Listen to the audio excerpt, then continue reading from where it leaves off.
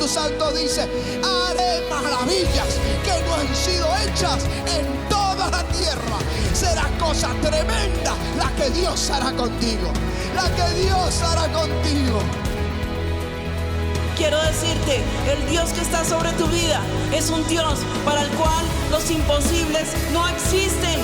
No hay nada imposible para Dios. No hay nada imposible para Dios. No con ejército ni con fuerza, sino con mi espíritu, ha dicho Jehová de los ejércitos.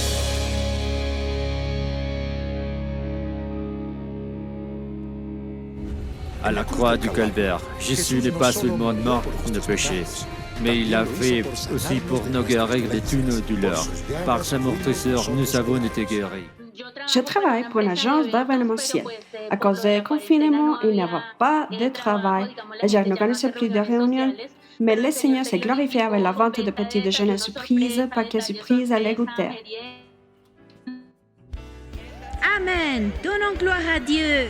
Pasteur, comme tu l'as déclaré, cette année, celle des pionniers et des conquérants, il n'y a pas plus d'un mois, un courrier d'arrivée qui déclarait l'une de mes publications scientifiques comme étant l'article le plus téléchargé et consulté au cours de l'année écoulée dans une revue mondialement reconnue dans le domaine de la cytopathologie sur le thème de la télépathologie. De plus, j'ai aussi obtenu une bourse d'études Marie Curie, qui est l'une des plus prestigieuses au niveau européen pour poursuivre un doctorat en système ENES utilisé par d'importants pays dans ces domaines comme en Espagne et Norvège, Hollande. Et pendant ces temps de confinement, nous profitons de notre nouvelle maison. Je suis en télétravail avec mon épouse et la babysitter de mon bébé. Nous vous aimons. Que le Seigneur vous protège et vous garde. Et félicitations. J'avais le nez bouché et je n'arrivais pas à respirer. Dimanche dernier, nous étions à la maison et nous avons regardé le service par Internet. J'ai reçu la parole du pasteur et j'étais guérie. Ma maman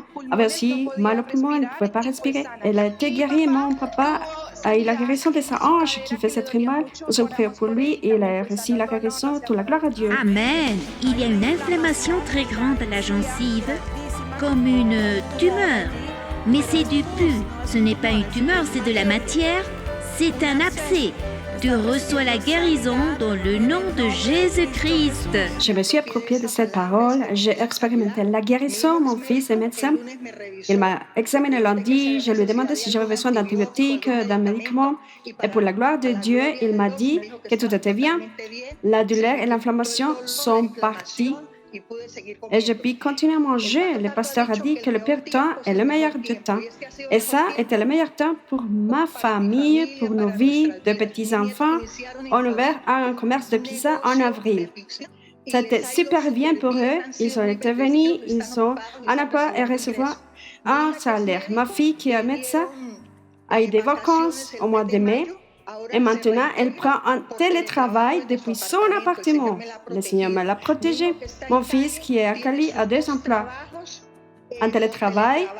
Et mon autre fils, qui est médecin, a décidé de rester à la maison pour s'occuper de nous. Le Seigneur lui a permis de recevoir des revenus en donnant des conférences en télétravail. Le Seigneur nous a énormément bénis. Dieu nous a permis d'être une bénédiction pour d'autres vies. J'ai glorifié le Saint-Esprit et je bénis le Seigneur pour l'Église Avivamiento qui nous enseigne tellement et nous motive pour continuer à grandir, à croire en Dieu et devenir des vainqueurs. Alléluia! Magnifique témoignage, merci beaucoup. Nous allons donner toute la gloire à Dieu là-bas à la maison. Des magnifiques et puissants témoignages. Et bien sûr, comme ils n'ont pas la possibilité de revenir en présentiel, ils nous racontent leurs témoignages de provision. Et aussi, nous pouvons voir combien le Seigneur est fidèle et comment il a pourvu pour toute sa maison, toute son Église.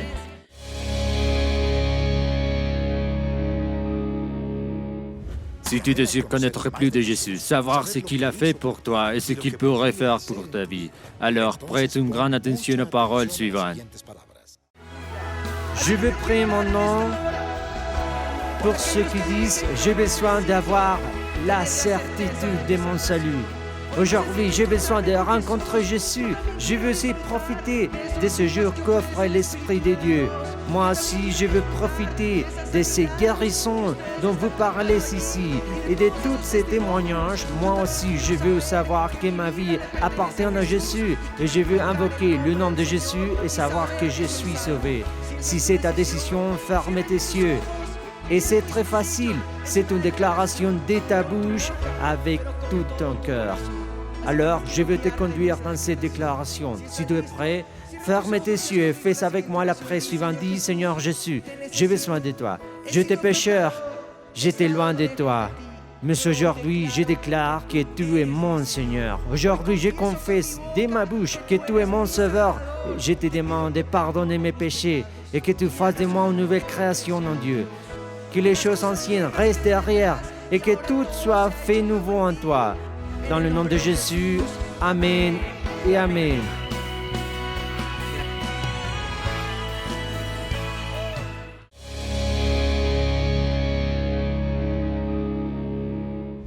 Dans ce qui suit, tu écouteras une puissante prédication qui édifiera ta vie et te donnera la conviction dans ton âme que le Seigneur combattra toujours pour toi. Ne te distrais pas, parce qu'une seule parole peut changer ta vie pour toujours. Avec vous, le pasteur Ricardo Rodriguez. Luc, et chapitre 24, et verset 13. Et voici ce même jour, 2 disciples allaient à un village nommé Emmaüs, éloigné de Jérusalem de 60 stades.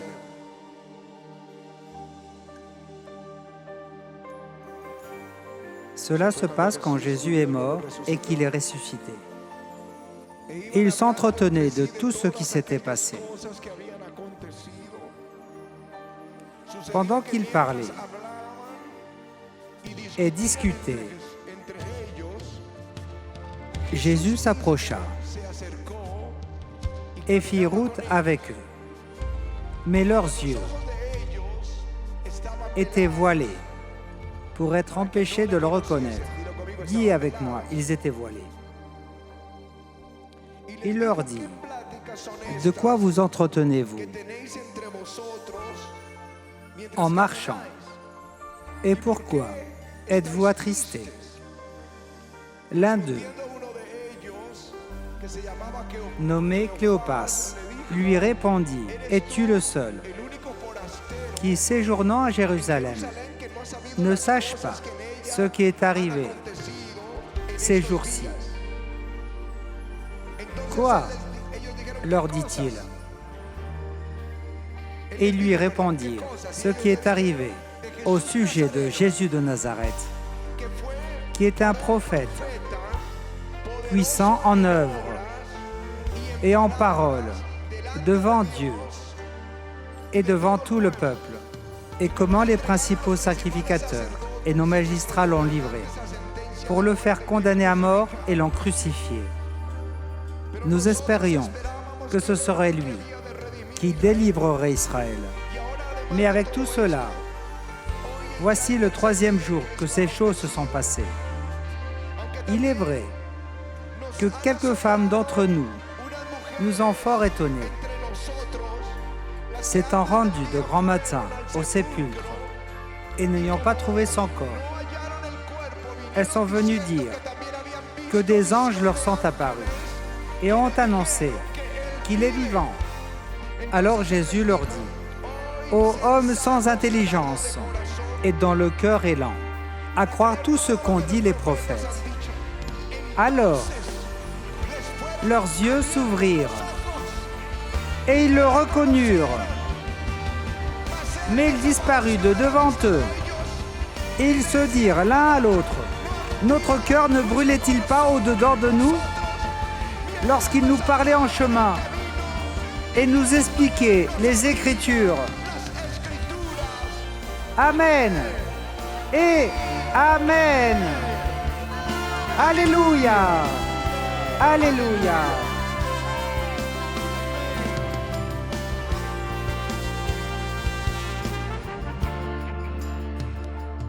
Nous vivons dans 2 mondes. et tu dois le savoir, parce que les gens du monde ne le savent pas, que nous vivons dans deux mondes. Un monde naturel, qui est celui que l'on voit et que nous touchons avec nos mains. Et l'autre, le monde spirituel. Nous ne le voyons pas, mais il est là. L'apôtre Paul, dans la lettre aux Éphésiens, dit que nous ne luttions pas contre la chair et le sang, mais contre les dominations, les puissances.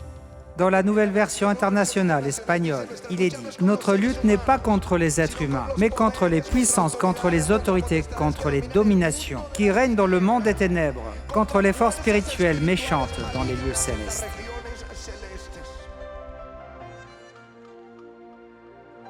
Un monde spirituel que nous ne voyons pas, mais qu'éventuellement, Dieu retire le voile et nous laisse voir ce monde spirituel. La Bible est remplie d'histoires bibliques comme celle-là. Un jour, le Seigneur a envoyé Abraham sacrifier son fils pour éprouver son cœur, voir ce qu'il y avait dans son cœur. Il monte avec l'enfant, le bois et le feu, et l'enfant lui demande « Eh bien, où est l'agneau à offrir au Seigneur, le bélier ?» Et il dit « Dieu pourvoira », parce qu'il ne voulut pas dire à l'enfant que c'était lui le sacrifice. Donc il prépara le sacrifice sur le mont Moria. Il y a son enfant sur le bois. Et lorsqu'il saisit le couteau, Dieu lui dit « Arrête, je sais que tu crains Dieu. Ne touche pas l'enfant. » Et à ce moment-là, dans le buisson, il y avait un bélier, retenu par les cornes. Il était impossible de ne pas le voir. Quand tu fais quelque chose que tu veux que personne ne voie, il laissa ses serviteurs en bas. Il était seul avec son fils, sur le point de faire quelque chose, humainement inconcevable. Et lorsqu'il allait le faire, là, il y avait un bélier. Et il dit à la montagne de l'Éternel, Dieu va pourvoir. Il y a des bénédictions pour toi. À côté de toi que tu n'as pas vu, il y a un monde spirituel où se trouve tout ce que Dieu a pour nous. Alléluia.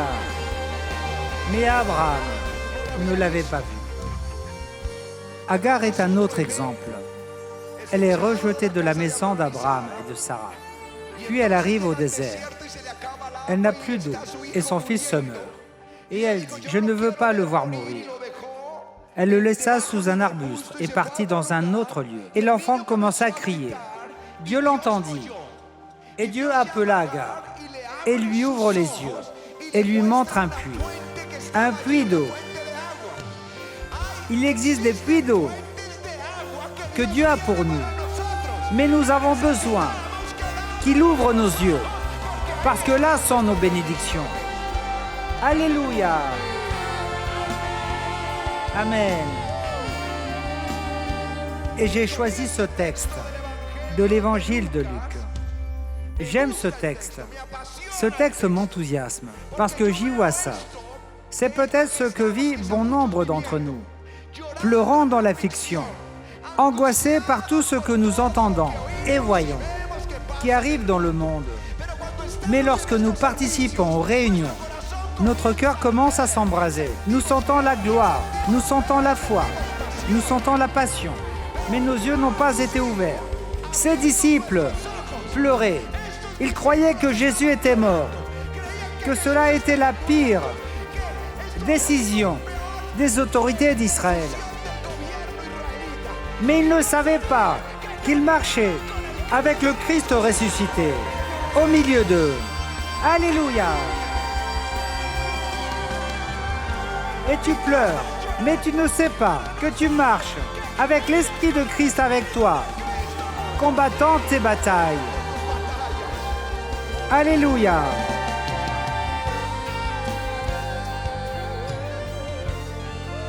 J'aimerais vous raconter tant de témoignages de la Bible, mais j'ai senti que je devais vous dire celui-ci. Cela arrive à Élysée, le roi des Syriens. En guerre, il établit son campement dans un lieu caché. Et Élysée, qui est sur la terre d'Israël, dites au roi d'Israël, « Roi, ne va pas par ce chemin, parce que les Syriens sont là. » Il envoie des espions, et ils étaient là. Alors il déplace le campement à un autre endroit. Et Élisée lui dit, « Ne va pas dans ce lieu, parce que les Syriens sont là. » Et cela arriva plusieurs fois, jusqu'à ce que le roi de Syrie dise, « Qui est le traître? Qui des nôtres? Aidez-le. » Et ils dirent, « Non, non, non. Ce qui se passe, c'est qu'en Israël, il y a un prophète, et Dieu lui révèle tout ce que tu fais dans sa pièce la plus secrète. » Alors il ordonne de le tuer, et il envoie une armée tuer Élisée. Et le serviteur d'Élisée se lève au matin et se voit. Il se voit encerclé, et il se voit encerclé par l'armée des Syriens, venus tuer le prophète et lui aussi, qui était son serviteur. « Ah mon Dieu, que ferons-nous » Et Élisée lui dit, « Ne crains pas, ceux qui sont avec nous sont plus nombreux que ceux qui sont avec eux. » Et Élisée lui impose les mains et prie pour lui, afin que Dieu lui ouvre les yeux. C'est ce que je vais faire aujourd'hui pour toi. Et il lui ouvre les yeux.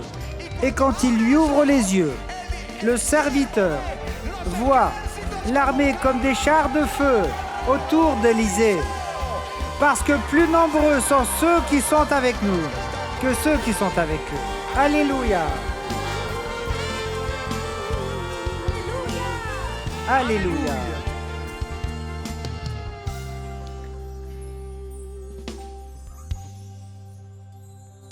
L'Esprit Saint, aujourd'hui, à la Pentecôte, qu'il habite dans cette réalité, dans ce monde spirituel que nous ne voyons pas. Et lui est celui qui nous révèle cette réalité. Des choses que les yeux n'ont pas vues, écrit l'apôtre Paul aux Corinthiens, que les oreilles n'ont pas entendues, qui ne sont pas montées au cœur de l'homme, sont celles qu'il a préparées pour ceux qui l'aiment. Mais il dit, mais Dieu nous les révèle par l'Esprit, parce que l'Esprit sonde tout, même les profondeurs de Dieu, des choses que nous ne voyons pas, que nous n'avons pas entendues, qui ne sont même pas montées à notre cœur, parce que nous ne les avons même pas pensées ou imaginées. Elles sont là. Dieu les a pour nous. Et au milieu de nous se trouve celui qui ôte le voile et nous montre ce que Dieu nous a accordé. Alléluia! Alléluia! Jésus dit, quand il promet l'Esprit de vérité, il leur dit, si vous m'aimez, gardez tous mes commandements, et moi je prierai le Père, et il vous donnera un autre consolateur, afin qu'il soit avec vous toujours. Dis-le avec moi, pour toujours. Aujourd'hui fait partie de ce pour toujours. Pendant la pandémie ou sans pandémie, dans la vallée ou dans les sommets, pour toujours, l'Esprit de vérité que le monde ne peut recevoir, parce qu'il ne le voit pas et ne le connaît pas. Mais vous le connaissez parce qu'il demeure avec vous. Il sera en vous. Ce que je dis, le monde ne peut le voir. Le monde ne peut voir qu'il existe deux réalités, deux mondes, le monde spirituel. Le monde ne peut le voir. Ils ne savent pas qu'il existe. Mais toi et moi, nous le savons. Nous le vivons. Et si nous avons cette communion avec l'Esprit, il va montrer des choses que eux ne voient pas, mais qui sont plus réelles que celles que nous voyons de nos yeux naturels. Il te fera vivre dans une autre dimension, vivre dans la victoire. Que tu ne vois pas la colère du roi, la colère du pharaon, mais que tu vois l'invisible, les choses qui devront arriver.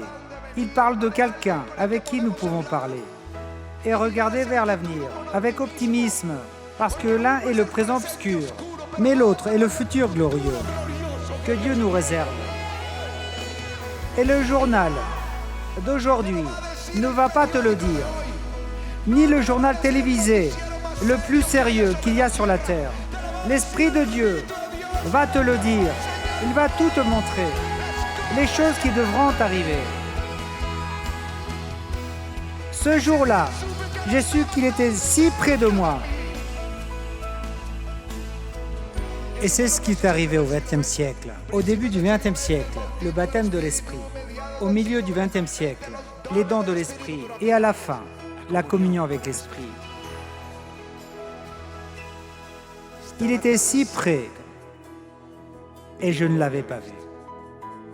J'avais la doctrine, même les dons, le baptême de l'Esprit, mais je ne le connaissais pas. Je ne vivais pas dans sa réalité. Le trouver, lui, c'est rencontrer cette réalité spirituelle dans laquelle nous vivons, mais que nous ne connaissons pas. Si tu le rencontres, tu vas tout trouver, ce que Dieu a planifié pour toi. Dieu a préparé pour nous. L'Esprit nous le fera savoir. En effet, qui des hommes connaît les choses de l'homme, si ce n'est l'Esprit de l'homme qui est en lui? De même, personne ne connaît les choses de Dieu, si ce n'est l'Esprit de Dieu. Et nous n'avons pas reçu l'Esprit du monde, mais l'Esprit qui vient de Dieu, afin que nous sachions ce que Dieu nous a donné. Veux-tu connaître ce que Dieu a planifié avec toi? Le Saint-Esprit va te le dire. Si tu le rencontres, lui, tu trouveras tout ce que Dieu a préparé pour toi. Alléluia! Alléluia! Tu vivras dans une autre dimension. Tu vivras dans une autre dimension. Quand on lit que Pierre renie le Seigneur, mais qu'après l'Esprit vient sur lui, il devient un autre.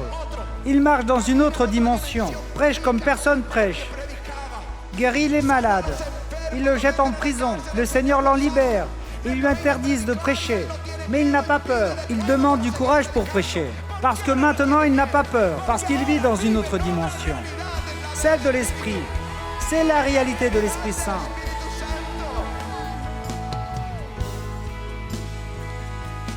Nous vivons dans cette réalité.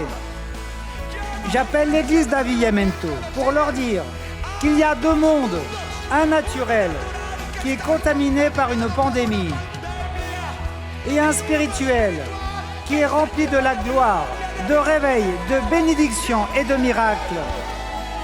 Alléluia! Alléluia! L'Esprit Saint a fait d'un enfant qui jouait de l'harpe en un grand psalmiste et de plus roi d'Israël, le Saint-Esprit qui peut prendre un berger de brebis, qui cueille des figues et faire de lui un prophète pour une nation. C'est le Saint-Esprit qui peut appeler l'humble pêcheur d'un lac et faire de lui un grand prédicateur. Le Saint-Esprit peut prendre un bègue et faire de lui le plus grand leader d'une nation. Le Saint-Esprit peut prendre un persécuteur et faire de lui l'apôtre des gentils. Le Saint-Esprit a été celui qui nous a pris. Un couple méprisable pour nos deux familles, sans aucune valeur pour beaucoup. Il m'a pris d'une famille de 11, le 8e, c'est moi. Sans aucune valeur pour eux. Il a pu nous donner un réveil. Tu n'as pas idée de ce que Dieu va faire avec toi. Mais si tu le rencontres, sa réalité, à lui, il va te montrer des choses que l'œil n'a pas vues, ni l'oreille entendue, et qui ne sont pas montées au cœur de l'homme. Ce sont celles que Dieu a préparées pour toi. C'est l'Esprit de Dieu qui va montrer à chacun ce que Dieu a pour nous. Lève tes mains et dis-lui, viens Seigneur, descends, descends et montre-moi cette réalité.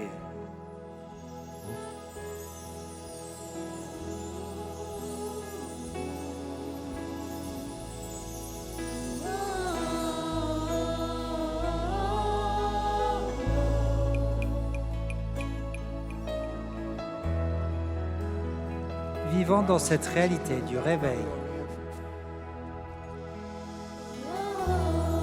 Le monde de l'esprit.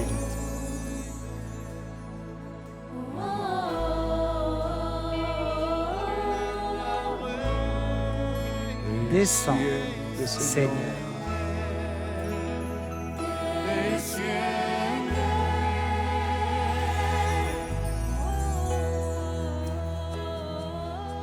Demandons-le ensemble. Saint-Esprit, je te supplie, dans le nom de Jésus, que tu ouvres les yeux d'Avivamiento en tant que ministère et permets-nous de voir les choses qui ont été préparées pour nous par Dieu. Je t'en supplie, dans le nom de Jésus, ouvre les yeux et permets-nous de voir dans chaque croyant, dans chaque famille, les choses que tu as prévues avec eux. Mais plus que ça, je te supplie qu'ils trouvent la réalité du Saint-Esprit. Dans le nom de Jésus. Dans le nom de Jésus.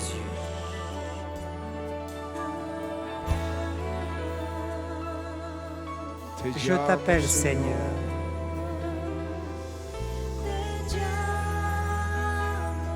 Je te cherche. Descends.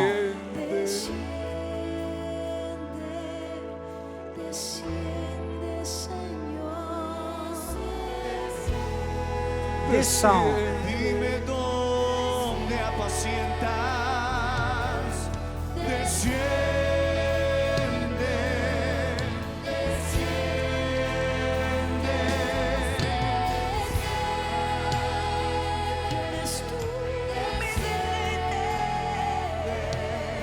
Oramos por los sueños de los hermanos, Señor. Ce qui n'a pas pu être accompli, que ce soit le moment où viendra la réponse aux besoins de chacun d'entre nous, à ces rêves qui mourraient dans le nom de Jésus. Nous te prions aussi, Seigneur, pour cette provision surnaturelle, que ton esprit descende maintenant. Et Seigneur, je voyais comme un sac qui se déchirait, où on était en train de garder les courses du marché, et il commençait à exploser, c'était la surabondance. Impressionnant. Ce Merci, que le Seigneur. Seigneur me montre, il y a pour nous Alléluia. la surabondance. Merci Seigneur. Merci Seigneur.